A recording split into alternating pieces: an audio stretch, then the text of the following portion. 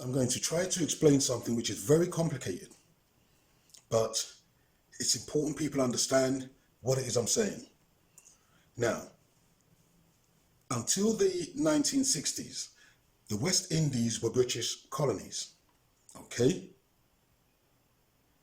Before 1949, no one from the West Indies had the right to live or work in Britain as they wished, but they were told that they were British subjects. Okay, so anyone born before 1949 in the colonies was a British subject. And being told that they were British subjects created the illusion they were British, but they had no right of abode in Britain. And it's only changed under the British Nationality Act of 1948. Now, the term subject has a specific meaning, okay?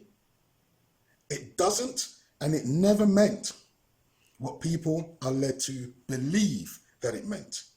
A subject is a subordinate, an inferior, someone who is subjugated or subservient. Now, people who were born in the colonies, and people have to remember that the West Indies, up until 1962, was referred to collectively as the West Indian colonies. And everyone who was born in the colonies before 1962 were told that they were British subjects. But a British subject is not a British citizen. A British subject has an obligation to serve the Crown. A British subject owes allegiance to the British Crown. Now, a British subject in the West Indian colonies was entitled to hold a passport. That was their only right. You could get a passport. And the trick was to have British passport at the top, and on the bottom, the island or the colony where the British passport was issued. So this was to create the illusion in people's minds that they were British, because they're told they're British subjects and they are able to get a British passport. So they believe themselves to be British, but they were never British. And a British subject is distinct from a British citizen. And both of those are distinct from a British national. A subject is a member of a class of people who are not British citizens or British nationals. But the people in the colonies were indoctrinated to believe they were British by having them believe a British subject was the same as a British national. And they were educated in the greatness of Britain, its history, its monarchs and its empires. And they were informed that as British subjects, they owed allegiance to the Crown. And in exchange for that allegiance, they were allowed to apply for what they believed was a British passport. But it wasn't a British passport. Do you follow me? Now, before the British Nationality Act of 1948, no one from the West Indian colonies had any right to settle in the UK. No one had a right of abode in the UK as British subjects. So, anyone born in the colonies, although they were told they were British subjects, they were not British. But with the Act of 1948, they created a new title called a citizen of the UK and its colonies. The British Nationality Act, that's the headline. But it never created British nationals. It created citizens of the UK and its colonies. And again, the language is very important, because the UK and its colonies isn't the United Kingdom. It is an entity that's been created to create the illusion that now they have become citizens of the UK. It was an illusion to create an impression to those in the colonies that they were now citizens of the UK or British nationals. Look at the title of the Act, the British Nationalities Act, 1948. In your mind, you're going to think that makes you a British national. But the text of the Act made those people in the colonies citizens of the UK and its colonies, not citizens of the UK. All right? And so by calling it the British Nationality Act, it created the illusion that the colonised people were now British nationals.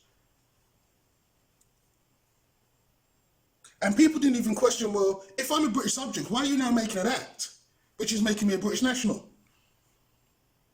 The mind should say, well, hold on a minute, but you told me I was British. You've educated me that I am a British subject, so why are you now making me a British national? They didn't. It was a trick. You see, the title citizen of the UK and its colonies coexisted along with the title of British subject. The two were interchangeable.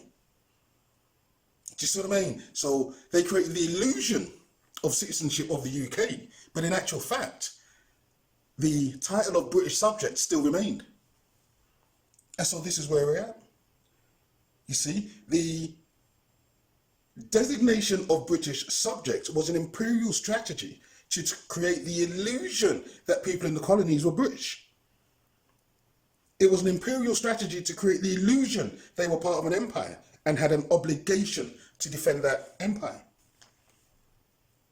You see, the concept of a British subject was constructed to confuse the minds of the colonized into believing something which was created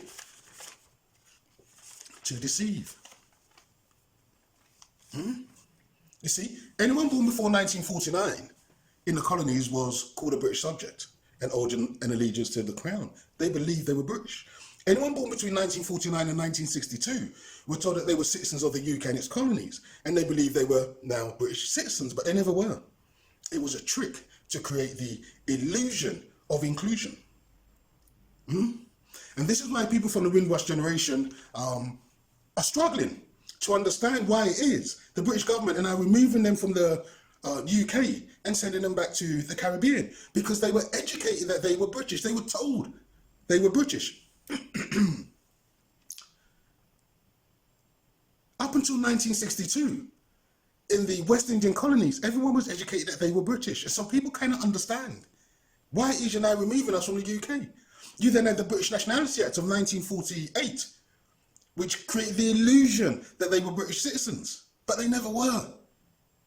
Do you see what I mean?